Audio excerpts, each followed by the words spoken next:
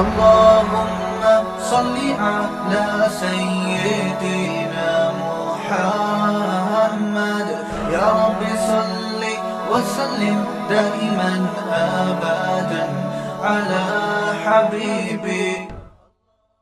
محرم کے حوالے سے ایک بات کر لوں. یہ 10 محرم کا روزہ رسول اللہ صلی اللہ علیہ وسلم نے ارشاد فرمایا کہ عاشورہ کا روزہ مجھے اللہ کی رحمت سے امید ہے کہ 1 سال کے گناہوں کا کفارہ ہے. تو بڑی فضیلت ہے. رمضان کے بعد سب سے زیادہ فضیلت عاشورہ کے روزے کی ہے, 10 محرم کا روزہ. سمجھ رہے ہیں؟ محرم میں ہمیں شریعت نے کیا کرنے کا حکم دیا ہے, اسلام کیا کہتا ہے؟ پہلی بات, اسلام یہ کہتا ہے کہ محرم میں روزے رکھنا دوسرے مہینوں کی نسبت زیادہ ثواب ہے. رمضان کے بعد تو زیادہ سے زیادہ روزے رکھیں, اور اسپیشلی 10 محرم کا روزہ 1 سال کے گناہوں کا کفارہ ہے, یہ اور زیادہ ثواب ہے.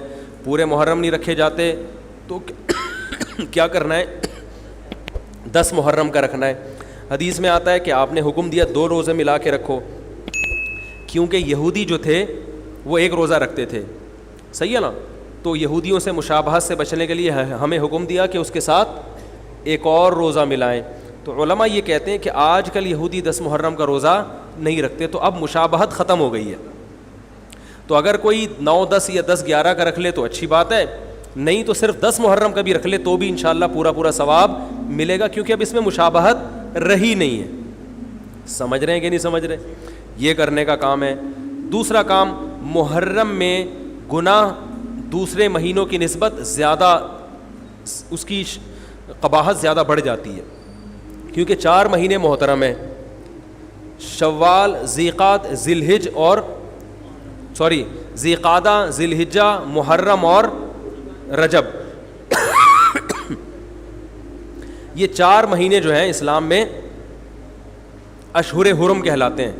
قرآن کہہ رہا ہے فلا تظلموا فیہن انفسکم, ان میں اپنی جانوں پہ ظلم مت کرو. یہ ماتم کرنا بھی تو ظلم ہے نا اپنی جان پہ. تو اللہ نے فرمایا ان 4 مہینوں میں اپنی جان پہ ظلم مت کرو. کسی بھی طرح سے ظلم ہو, جسمانی ظلم ہو, روحانی ظلم ہو. جسمانی ظلم ماتم کر کے بھی ہو سکتا ہے, اور انگاروں پہ چل کے بھی ہو سکتا ہے, اپنے آپ کو پیٹ کے بھی ہو سکتا ہے. روحانی ظلم کیا ہے؟ گناہ کر کا.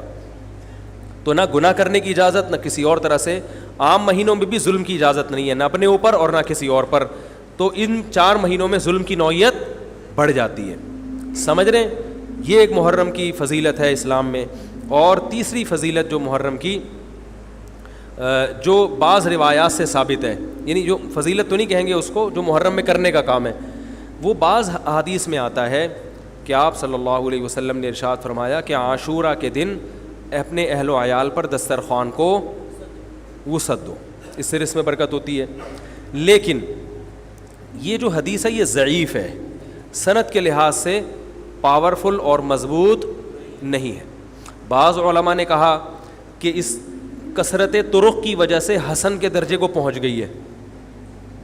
ہمارے ہی بعض اکابر علماء کی رائے ہے, علماء جو بر صغیر کے علماء, بڑے بڑے علماء ہیں, میں نام نہیں ذکر کرتا لیکن بہت بڑی اپر لیول کے علماء ہیں, ان کی رائے یہ ہے کہ یہ ضعیف, اتنی ضعیف نہیں ہے کہ بالکل ہی مسترد کر دی جائے, ٹھیک ہے نا, اور تعدد طرق کی وجہ سے درجہ حسن کو پہنچ گئی ہے.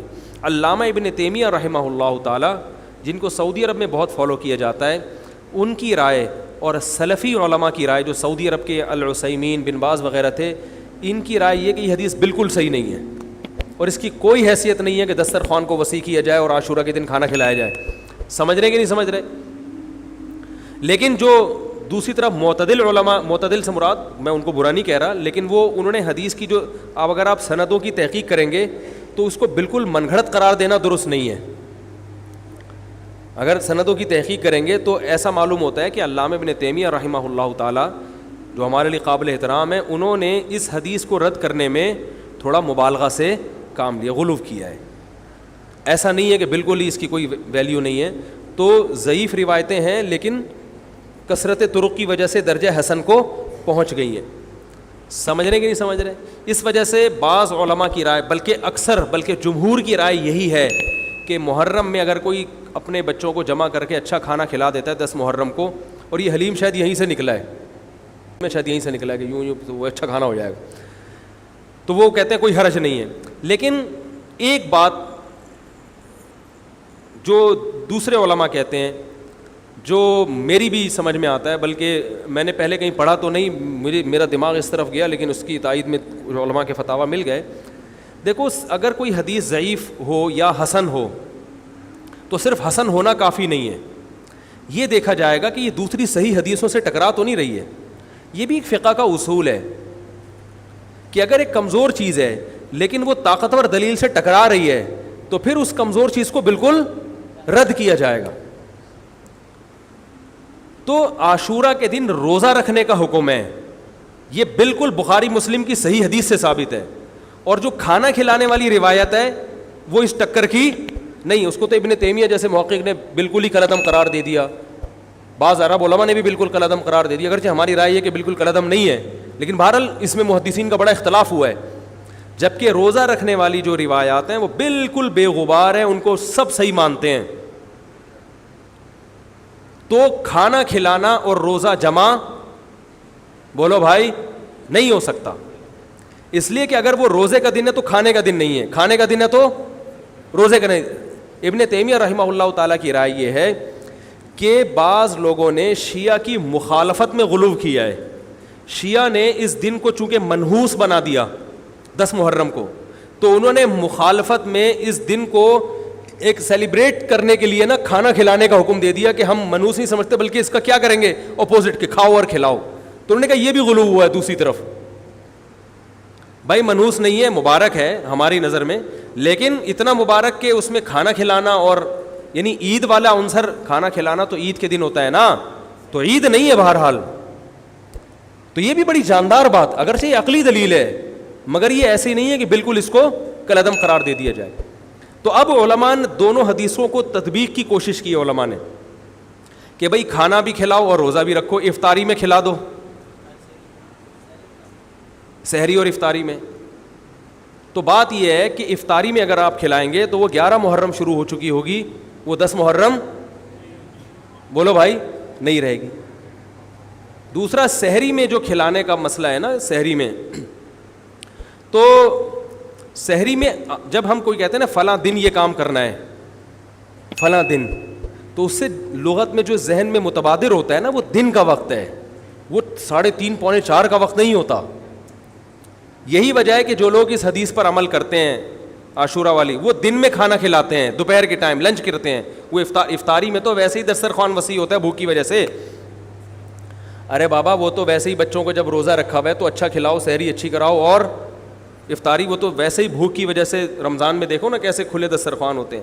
تو میں نے بڑی کوشش کی دونوں حدیثوں کو جمع کریں, لیکن تکلف کے بغیر یہ ممکن نہیں ہے. تو فقہ کا ایک اصول ہے کہ جب کوئی بے غبار صحیح حدیث ہوتی ہے اور اس سے ایک اصول ثابت ہو رہا ہے, تو اس کے مقابلے میں اگر کمزور روایت آئے گی جو اس سے ٹکرا رہی ہوگی, تو اس کمزور روایت کو اگرچہ وہ موضوع من گھڑت نہیں ہے لیکن اس کمزور کو اس صحیح حدیث کی مخالفت کی وجہ سے بولو بھائی رد کر دیا جائے. اس لیے میرا نالائق کا موقف یہ ہے, میں بہت نالائق ہوں, میں اتنی بڑی بڑی باتیں کرتا نہیں ہوں, لیکن ساڑی عقلچ یہ چیز آندھی نہیں ہے کہ بھائی جو روزے کا دن ہے وہ بھوکے پیاسے رہنے کا دن ہے, وہ کھانے کھلانے کا نہیں ہے. افطاری میں تو ویسے ہی کھاؤ بھی کھلاؤ بھی.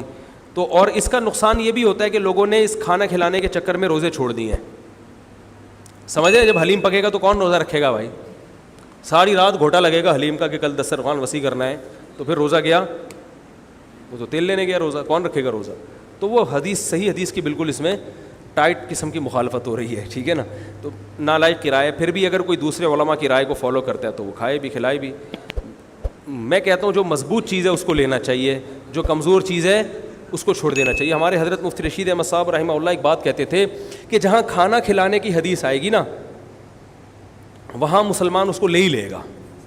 کھانے پینے کی جہاں بات آئے گی مسلمان کیا کرتا ہے, وہ کہتا ہے بھائی یہ صحیح ہے, یہ بالکل صحیح حدیث ہے, ٹھیک ہے نا. وہ کیا کرتا ہے, جن علماء کی تحقیق ہے وہ تو تحقیق سے کہہ رہے ہیں, لیکن عام پبلک کی عادت یہ ہوتی ہے کہ فتویٰ بھی اسی کا فالو کریں گے جہاں کھلانے کا تذکرہ آ رہا ہو.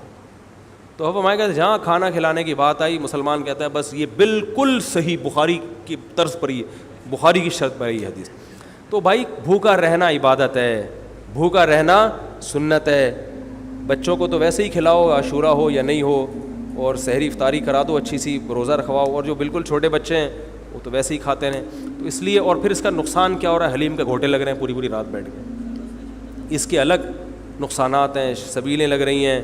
حضرت حسین رضی اللہ تعالیٰ عنہ تو کربلا میں شدید گرمی میں بھوکے اور پیاسے اپنی جان دیتے ہیں, اور یہاں ہم کیا کر رہے ہیں, کھانا کھا رہے ہیں, دیگیں پکا رہے ہیں, شربت پی رہے ہیں. تو یہ بات عقل میں آنے والی نہیں ہے.